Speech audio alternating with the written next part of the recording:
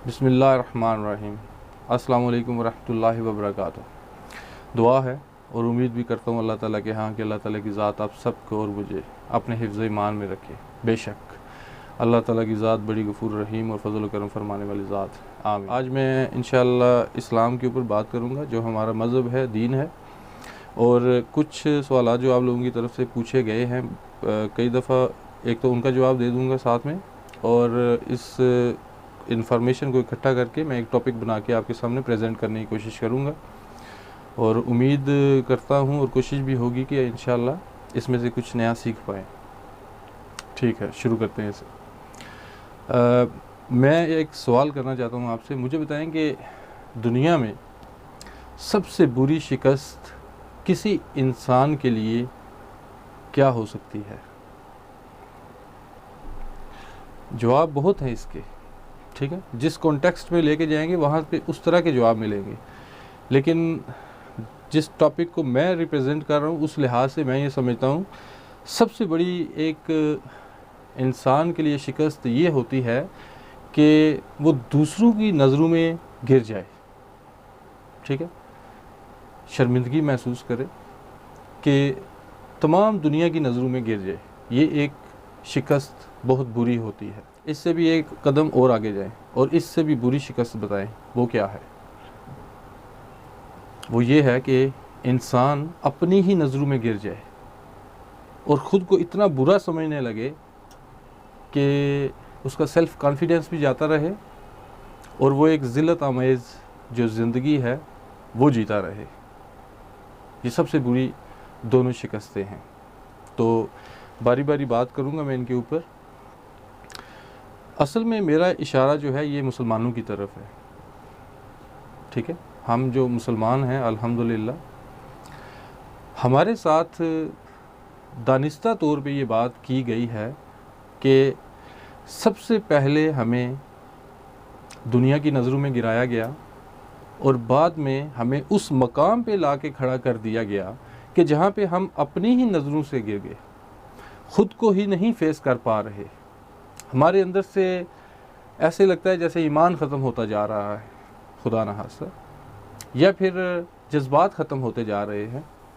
नहीं, ऐसा कुछ भी नहीं हुआ। अल्हम्दुलिल्लाह मुसलमान अब भी मुसलमान हैं। जो कलमा पढ़ता है ला इलाहा इल्लल्लाहु मुहम्मदुर रसूलुल्लाह, ये कलमा इतना ताकतवर है कि किसी को भी पढ़ा दे और लड़ लें उससे फिर पूरी उम्र, वो शिकस्त नहीं खाएगा। हाँ, लेकिन ये है कि दिल से पढ़ाओ, ऊपर से, यहाँ से ऊपर से नहीं। लेकिन अब मुसलमान हमें क्यों नज़र आते हैं कि पस्ती में जा रहे हैं? ऐसा लगता है कि बस ये कुछ इस तरह हो गया है कि अल्लाह ताला खुदा न खास्ता इनसे नाराज़ हो गए हैं। इनके हालात पाकिस्तान के अगर देखे जाए यहाँ पे या फिर बाकी दुनिया के ममालिक में भी, तो हर तरफ मुसलमानों की जैसे पटाई हो रही है। ऐसा लगता है आपको ना? हाँ, ये क्यों हुआ? देखें, ये एक प्रोपेगेंडा है।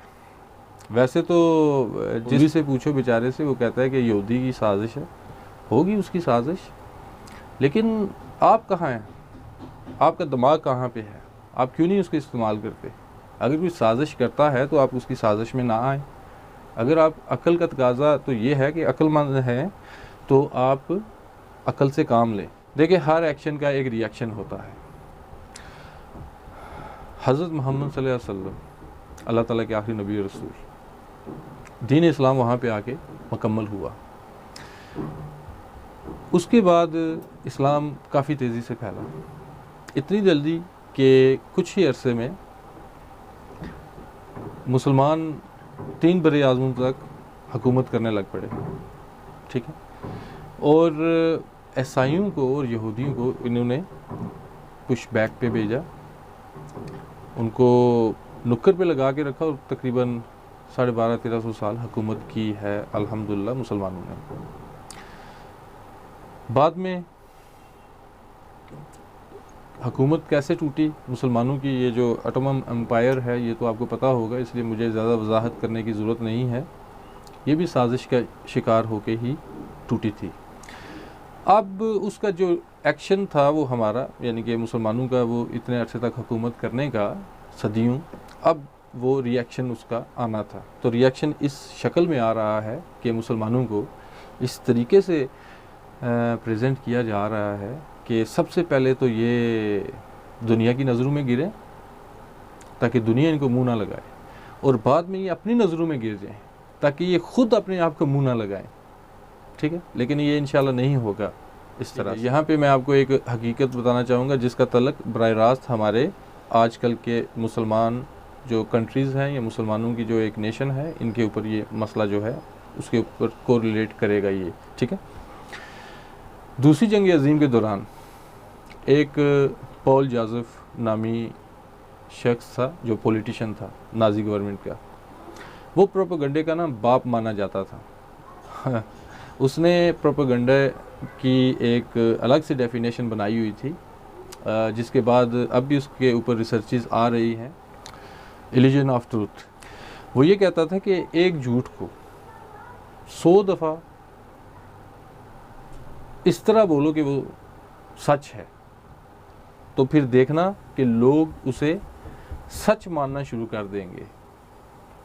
यानी कि एक झूठ को बार बार बार बार अगर बोलते रहें तो जो सच होता है वो नीचे चला जाता है और झूठ ऊपर आ जाता है। ठीक है, और लोग झूठ को ही सच मानना शुरू कर देते हैं। और इसी तरीके से प्रोपेगेंडा से उन्होंने बहुत पेशकदमी की। आज भी यही हो रहा है, हमारे साथ भी ऐसा ही हुआ है, मुसलमानों के साथ। अच्छे भले थे अल्हम्दुलिल्लाह, अब भी हैं, लेकिन इनको पहले बुरा कहना शुरू करवाया गया कि ये बुरे हैं। करते करते करते एक जो झूठ था वो सच बन गया, और मुसलमान पूरी दुनिया में ऐसे लगने लग पड़े जैसे कि ये अच्छे नहीं हैं, खुदा न खास्ता, या फिर ये दहशतगर्द हैं। ठीक है, अच्छा, इस तरह से क्या हुआ, हमारी मोरालिटी डाउन हुई और हम ज़माने की नज़रों में गिर गए, दुनिया की नज़रों में गिर गए। लेकिन उन्होंने यहाँ तक नहीं छोड़ा, उसके बाद भी उन्होंने रेपुटेशन रखी इसके ऊपर, करते रहे, यही झूठ बोलते रहे कि मुसलमान बुरे हैं, मुसलमान दहशतगर्द हैं, मुसलमान कुछ भी नहीं है। उनके साथ डिस्क्रिमिनेशन की जाती रही पूरी दुनिया में। एयरपोर्ट्स पे जाएं तो वहाँ पे चेकिंग होती रही, इस तरीके से करते रहे कि जैसे कोई दहशतगर्द जा रहा है। तो ये सब था कि मुसलमान अपनी ही नज़रों में गिर जाए, सेल्फ़ कॉन्फिडेंस ख़त्म हो जाए, ईमान जो है उसके अंदर बचा कुचा वो भी जाता रहे। मुसलमान अल्लाह के करम से बहुत अच्छे हैं। मुसलमान का मतलब ही ये है कि एक इंसान जो ख़ुद को अल्लाह के हवाले कर दे, अपनी रज़ा को अल्लाह की रज़ा के आगे ज़ेर कर दे, अल्लाह के आगे सजदा रेज़ हो जाए और कहे कि अल्लाह ही इबादत के लायक हैं, एक ही है, मैं उन्हीं की इबादत करूँगा। ठीक है, साथ में ये भी शहादत दे दे कि हज़रत मोहम्मद सल्लल्लाहु अलैहि वसल्लम अल्लाह ताला के आखिरी नबी और रसूल। तो इस्लाम क्या है? इस्लाम एक दीन है, एक मज़हब है, एक दायरा है। जैसे ही हम उसमें इंटर होते हैं तो हम पे वो चीज़ें लाजम हो जाती हैं, फ़र्ज़ हो जाती हैं जो अरकान इस्लाम है या फिर जो हमारा ईमान है। अब जो इंसान ख़ुद को अल्लाह की रज़ा के आगे झुका रहा है, सरेंडर कर रहा है, भला वो दहशतगर्द कैसे हो सकता है?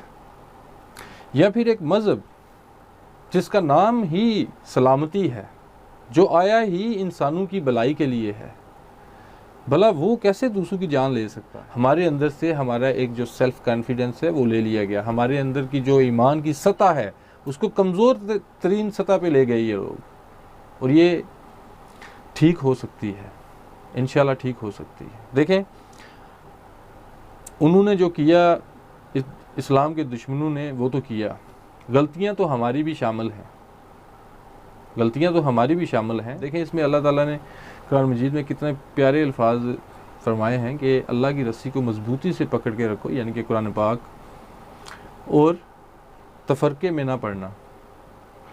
हमने क्या किया?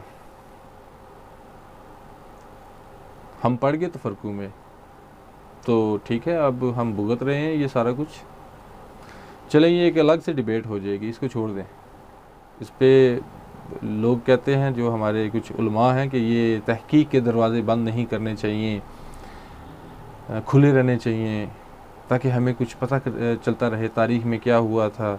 चलें वो तो ठीक है, जो तारीख़ में हुआ था वो ठीक है, वो मुकदमात थे जिनका फ़ैसला अल्लाह ताला ने कर दिया था, ठीक है, और वो फ़ैसला अटल है और क़यामत तक वही रहेगा इंशाअल्लाह।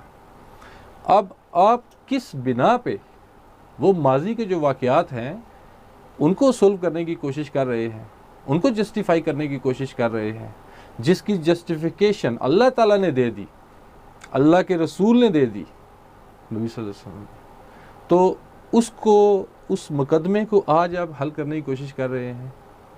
मुझे बताएं कितने मोहम्मद हुए हैं?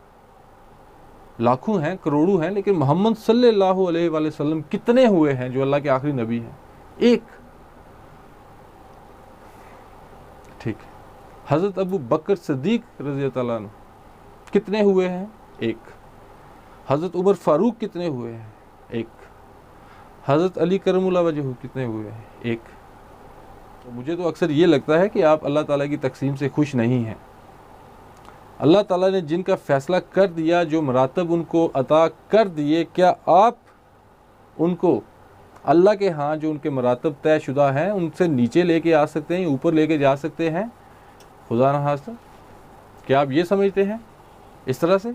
जहाँ पे आप एक हदीस नबी सल्लल्लाहु अलैहि वसल्लम को जो जामिया तिर्मिज़ी की है उसको लेके घूमते फिरते हैं, कहते हैं कि नबी पाक सल्लल्लाहु अलैहि वसल्लम ने कहा था कि 72 या 73 फ़िरके होंगे मेरी उम्मत के। मान लेते हैं, बिल्कुल हदीस है, उसको तो इनकार करते ही नहीं हम लोग, मुसलमान हैं। बेशक वो दर्जे में थोड़ी नीचे है, मतलब उसकी सनद ज़ईफ़ है, लेकिन फिर भी मान लेते हैं। लेकिन उस बात को क्यों नहीं मानते जो अल्लाह ताला ने कुरान पाक में कही है? एक हुक्म नहीं, आपको वहाँ पे सैकड़ों के हिसाब से हुक्म दिए हैं कि आपस में मिलजुल के रहना, बिखर ना जाना, तरीके बताए गए आपको, तो रिवाज सिखाए गए, सारा कुछ आपको बताया गया, लेकिन वहाँ पे उस हुक्म की तरफ आपकी नज़र नहीं जाती। ये होगी अल्लाह ताला की बात।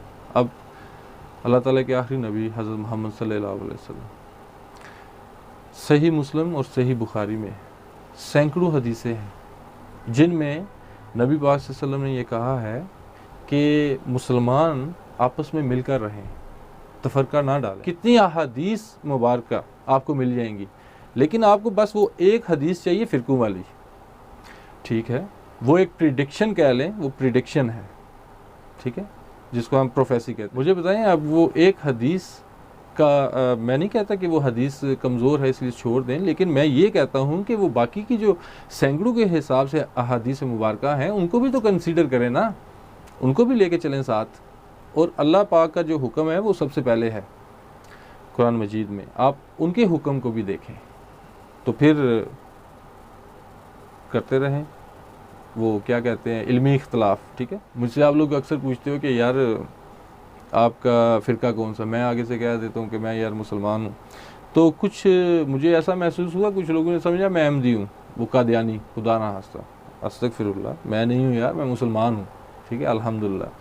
लेकिन मैं फ़िरकों के ऊपर नहीं जाता ज़्यादा, मैं कहता हूँ कि मुसलमान मुसलमान होता है यार।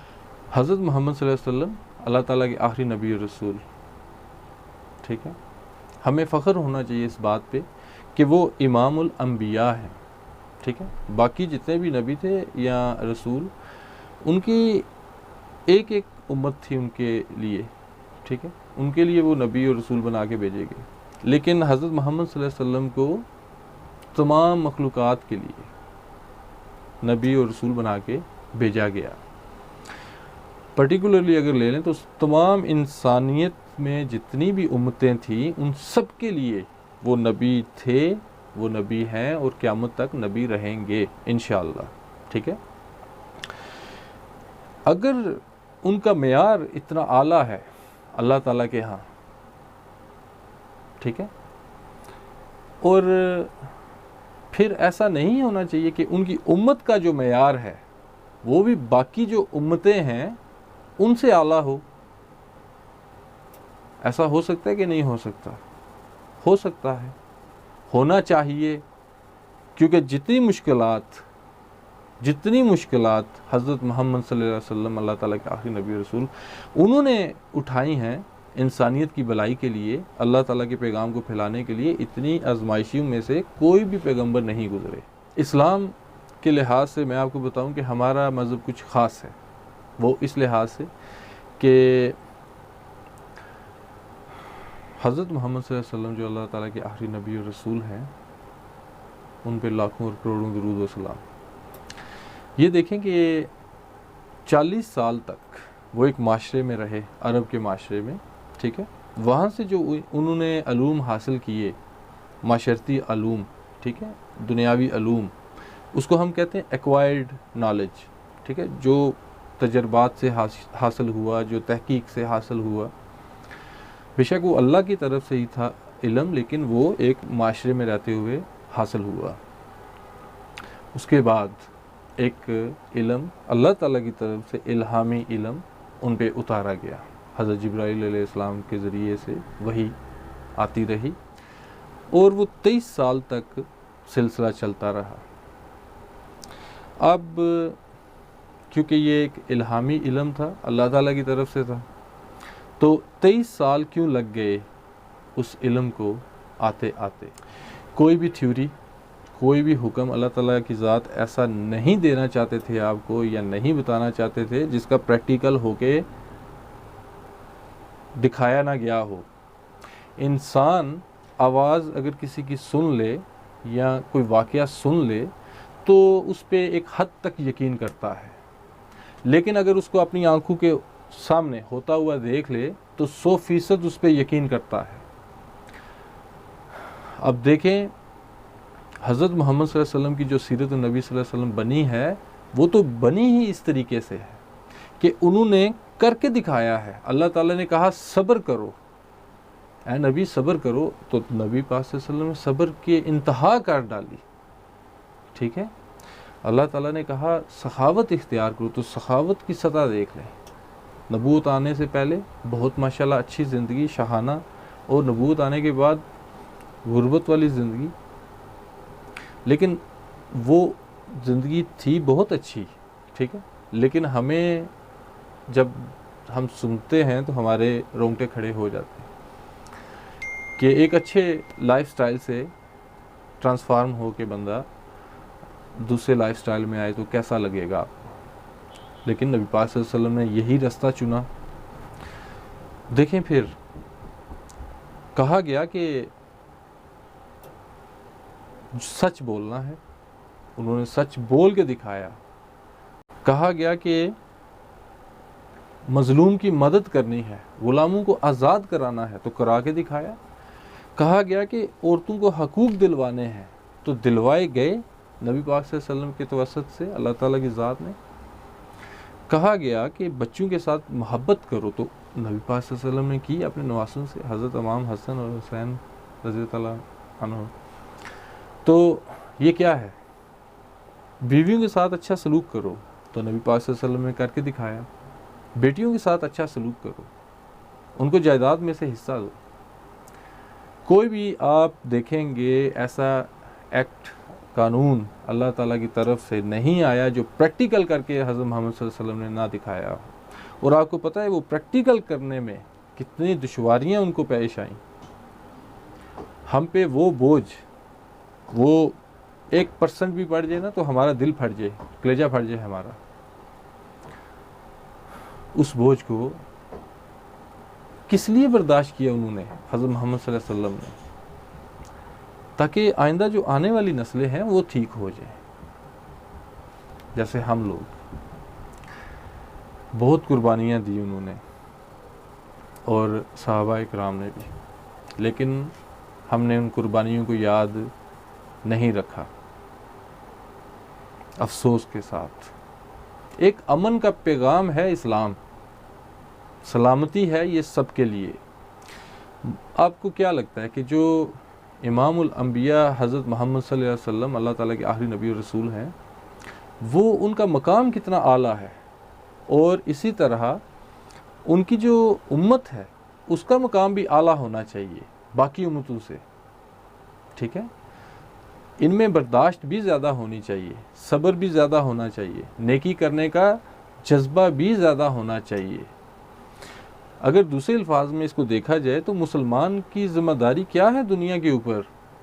ये एक कस्टोडियन की तरह है, ये एक महाफिज है पूरी दुनिया का महाफिज है ये मुसलमान। कैसे कि देखें, आज वक्त तब्दील हो गया है, लेकिन जब पहले हमारे यहाँ पे जब मुसलमान, हिंदू, सिख, ये हम ईसाई वगैरह रहा करते थे, हमारे आबा व अजदाद बहुत दूर से, यानी कि मिसालें मिलती हैं कि जब एक बस्ती में एक मुसलमान होता था ना, तो दूसरे मज़ाहिब वाले भी बेफिक्र हो के वहाँ से कहते थे कि ठीक है, हम शादी पे जा रहे हैं, बस हमारे घर का ख्याल रखना। क्यों? पता होता था कि एक मुसलमान अगर खड़ा हो जाए तो उसके सामने 100 गलत करने वाला आ जाए तो मुसलमान अपनी ज़ुबान से पीछे नहीं हटेगा। ये एक शान थी मुसलमान की, और यही शान आज भी होनी चाहिए कि एक मुसलमान जहाँ पे खड़ा हो तो पूरी वहाँ पे आगे पीछे जितनी भी माएँ, बहनें, औरतें, बेटियाँ हैं, उनकी इज़्ज़तें महफूज हो जाएं। वहाँ पे जितने भी मुफलस, गरीब, नादार, इस तरह के लोग हैं, वो भी महफूज हो जाएं। ये है शान मुसलमान की। ये शान मुसलमान जाने अनजाने में खो बैठा है। कुछ लोगों ने दानिस्ता तौर पे इसको इस तरह किया, कुछ हम खुद गैर दानिस्ता तौर पे ऐसे हो गए। अगर ये 200 साल पुरानी तारीख देख लें अपनी, तो इनको पता चलेगा कि ये जो मसाजिद हुआ करती थी, ये सांझी हुआ करती थी, इकट्ठी हुआ करती थी, ये मिलके मुसलमान इबादत करते थे। ठीक है, तो उस वक्त ये मुसाफिर खाना भी हुआ करती थी, इनके बाहर लिखा होता था मुसाफिर खाना। अगर यकीन नहीं तो तारीख़ के कुछ औराक खोल के देख लें कि जो लोग सफ़र करते थे दूर से, अब उनका ये नहीं कि वो हिंदू थे, ईसाई थे, सिख थे, मुसलमान थे, जो भी थे, वो आते थे सफ़र करते हुए, और उनको पता होता था कि मस्जिद आ गई है, अच्छा यहाँ पे रुकना है, यहाँ पे रहना है, ये सेफेस्ट प्लेस है, मैं यहाँ पे रहूँगा। और रात को क़याम करते थे, अगले दिन वहाँ से निकल जाते थे। सराय भी लिखा होता था मस्जिद के बाहर, ठीक है, ठहरने की जगह। लेकिन आज हमारी मस्जिदों को क्या हो गया? आज हम जो एक मकतब फ़िक्र के लोग होते हैं, वो दूसरे की मस्जिद में नहीं जा सकते। अगर चले जाएं, हो सकता है वहाँ पे लड़ाई हो जाए, वो आपको कहे कि यार इधर से निकल जाओ, या आप उसे कहो आप क्या कर रहे हो। तो ये जो फ्लेक्सिबिलिटी है थोड़ी बहुत, ये हमें अपने अंदर लेके आनी चाहिए। देखें, कोई भी इंसान मुकम्मल नहीं होता, दीन अलबत्ता मुकम्मल है, दीन हर लिहाज से मुकम्मल। वैसे अक्सर लोग मुझसे वो सवाल करते हो कि आप लिबरल तो नहीं हो, और मैं कहता हूँ यार ये लिबरल क्या होता है, मैं लिबरल, मुस्लिम लिबरल हूँ। वो कैसे, वो बता देता हूँ। एक आज़ादी जो आपको आपका मज़हब देता है, एक आज़ादी जो अल्लाह ताला की ज़ात आपको दे रहे हैं, आप वो आज़ादी लेने से क्यों कासर हैं? मुझे बताएं। यहाँ पे मैं बात मेरा जिस्म मेरी मर्ज़ी वाली नहीं कर रहा, ऐसी कोई आज़ादी नहीं है। औरत के हकूक़ हैं, वो उसको मिलने चाहिए, ठीक है, लेकिन एक पर्दे के साथ, एक डिग्निटी के साथ, ठीक है, वो उसको ज़रूर मिलने चाहिए, उसमें इंशाअल्लाह कोई कोताही नहीं होनी चाहिए। देखिए, हम इस फ्रीडम को क्यों ना एंजॉय करें, इस बात को क्यों ना एंजॉय करें कि अल्लाह ताला क्या कहते हैं हमारे बारे में, इंसान को। इंसान की दुनिया में सबसे बड़ी मुश्किल क्या है? सबसे बड़ी मुश्किल एक इंसान की क्या है? पेट, रिज़्क। अल्लाह ताला कहते हैं बेफिक्र हो जाओ, रिज़्क मेरे पास है, ठीक है, हाँ कोशिश करो, तुम्हारे हिस्से का रिज़्क तुमको मिल के ही रहेगा। हाँ, ये फ्रीडम फिर क्यों नहीं एंजॉय करते?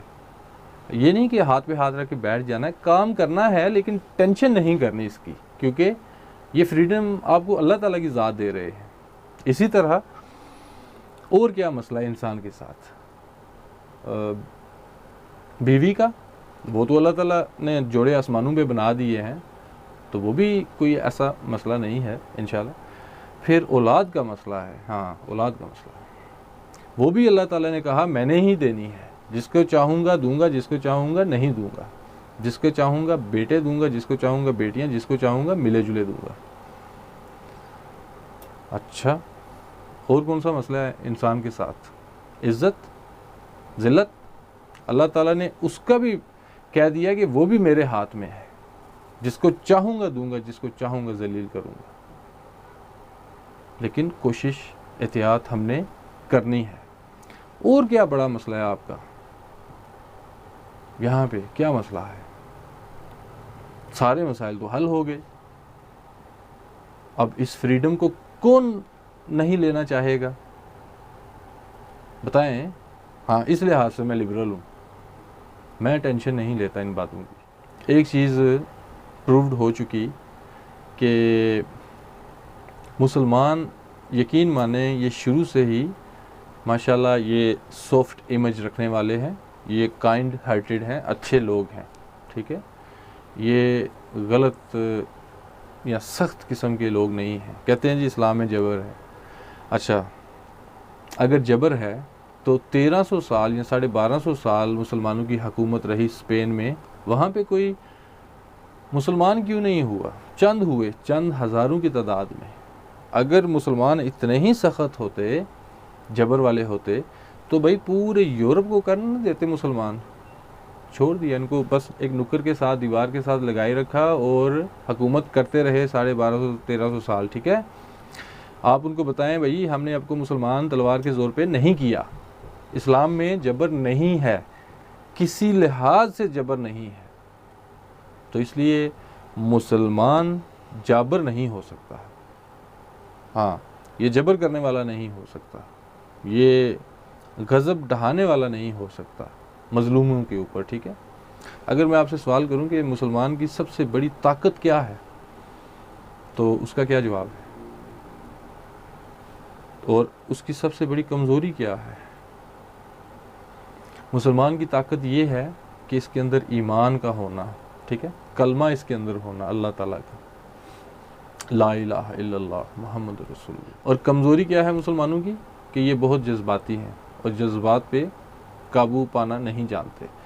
देखिए, जज्बात पे काबू पाना ज़रूरी होता है। जज्बात पे काबू पाने के तरीक़ाकार तो आपको नबी पाक सल्लल्लाहु अलैहि वसल्लम की ज़िंदगी से मिलता है कि किस तरह उनके साथ ज़्यादतियाँ हुई और किस तरीके से उन्होंने जज्बात पे काबू पाकर एक जो अपना मिशन था उसको पूरा किया। देखें, एक वाक़या है कि हज़रत अली करमुल्लाह वजहू एक जंग में लड़ रहे थे किसी काफिर के साथ। तो उसने जब देखा कि अब मैं ज़ेर हो चुका हूँ, मैं मर जाऊँगा, उन्होंने तलवार रख ली उसके ऊपर, तो उसे थूक दिया उनके ऊपर। तो हज़रत अली करमुल्लाह वजहू ने उसको छोड़ दिया। तो वो भी हैरान और सहाबा इकराम वो भी हैरान कि आपने उसको क्यों जाने दिया, उसने इतनी बड़ी गुस्ताखी की। तो हज़रत अली करमुल्लाह वजहू ने कहा कि पहले मैं अल्लाह के लिए लड़ रहा था, लेकिन अब अगर मैंने उसे कत्ल किया तो वो मैं अपनी ज़ात के लिए करूँगा। तो देखें, ये स्ट्रेटजीज़, ये जज्बा, ये हम मुसलमानों में क्यों नहीं है? अगर है तो इतना ओवरलोडेड है कि उसको काबू ही नहीं कर सकते हम लोग। अगर नहीं है तो बिल्कुल नहीं है, उसको जगह के ऊपर लेके आ ही नहीं सकते। एक मुतवसत लेवल का जज्बा तो होना चाहिए हमारे अंदर। पहले कुछ और बात थी कि हमारे पास इतने ज़राए मौजूद नहीं थे कि हम इतनी आसानी से एक्सेस कर पाते इस्लामी कुतब के ऊपर, अहादीस की किताबों के ऊपर, कुरान पाक को मुख्तलिफ़ तराजम में देखना या फिर उसकी जो तफसीर है वो पढ़ना। लेकिन आजकल तो ये सारा ऑनलाइन हो चुका है। यकीन करें कि हम इसमें से अगर डेली थोड़ा सा ही पढ़ लें और उसको फिर अपनी ज़िंदगी के ऊपर अप्लाई करने की कोशिश करें तो फिर देखें कितना आपको ये फ़ायदा देगा। लेकिन जब तक वो किताबों में ऐसे पढ़ा रहेगा इल्म, कुरान मजीद के अंदर या अहादीस की किताबों में, वो इल्म आपके किसी काम का नहीं, तब तक नहीं है जब तक आप उसको खोल के पढ़ते नहीं हैं। आप कब तक दूसरों के पढ़े पढ़ाए के ऊपर जाते रहेंगे? आप ख़ुद क्यों नहीं पढ़ लेते? पढ़े लिखे हैं ना आप लोग, अब तो उर्दू में भी तर्जुमे में ये सारी चीज़ें मिल जाती हैं, तो फिर हम क्यों मोहताज रहें किसी के? ठीक है, मैं यही फिर आपको रिमाइंड करवाना चाहूँगा कि देखें, सबसे पहले आप अपनी नज़रों में उठें, ठीक है, सेल्फ़ कॉन्फिडेंस लेके आएँ, अल्लाह की तरफ आएँ, ठीक है। कॉन्फिडेंस रखें, अल्लाह ताला की ज़ात आपकी बात सुनेंगे। एक मकाम, एक वक़ार आप अपने ज़मीर के अंदर उसको ज़िंदा करें। दूसरा स्टेप ये है कि दुनिया में इसको प्रूव करके दिखाया जाए इंशाअल्लाह कि हम लोग अच्छे हैं। खैर, अल्लाह ताला की ज़ात हमें अल्लाह ताला के रास्ते पे चलने की तौफ़ीक अता फ़रमाए। हज़रत मोहम्मद सल्लल्लाहु अलैहि वसल्लम की अहादीस के ऊपर और सुन्नत के ऊपर चलने की, अमल पैरा होने की तौफ़ीक अता फ़रमाए। आमीन।